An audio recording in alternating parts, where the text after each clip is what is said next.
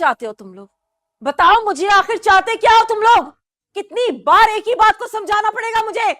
और तुम सायरा, तुम्हें मैंने ये जिम्मेदारी दी है ना, समझ में नहीं आ रहा तुम्हें? और तुम क्या खाना पकाना भूल गए हो? ठीक तरह से काम करना है, करो ना। जाओ सब यहां से, चलो जाओ यहां से, मत दिमाग खराब करो मेरा।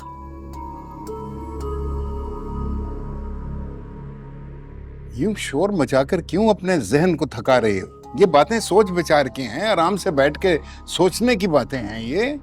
निहाली, पछतावा हो रहा है मुझे, बहुत शदीद पछतावा हो रहा है। अगर मैं सब कुछ सही तरह से हैंडल कर लेती तो आज सब कुछ बेहतर होता।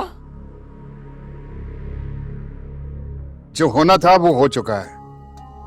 हमजा और रानिया के नसीब में ही नहीं था कि उनकी शादी हो, और अगर शादी हो भी जाती उन दोनों में कोई ना कोई बहाना बन के अलहदगी भी हो सकती थी।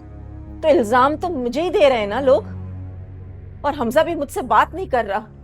मुजरिमों में उसकी, काश कि मैं रानिया को। अब उसकी शादी हो चुकी है, उसका जिक्र करना बंद कर दो अब तुम इस घर में। एक बात बताएं निहाल, मुझे मेरे जिक्र ना करने से क्या वो उस लड़की को भूल जाएगा?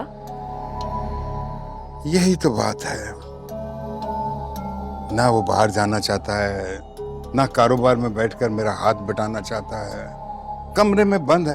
भाई कमरे में बंद होके तो कोई चीज हल इस तरह नहीं होगी। मेरा इतना हैंडसम बेटा एक लड़की की वजह से माजूरी मोड़ ले ली, और वो लड़की आराम से शादी करके वहां बैठ गई जाके। अभी तो सारा ब्लेम तुम अपने ऊपर ले रही थी, अब सब कुछ तुमने रानिया पे डाल दिया।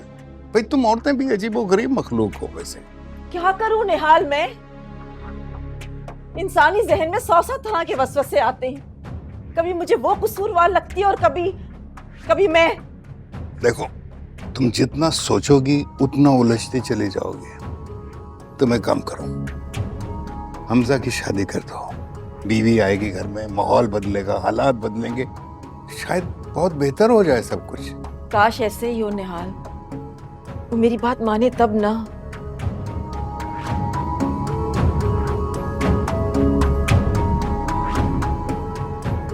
अब तुम्हें ही कुछ करना होगा अगर तुम्हें अपने बेटे को डिप्रेशन से बाहर लाना है तो।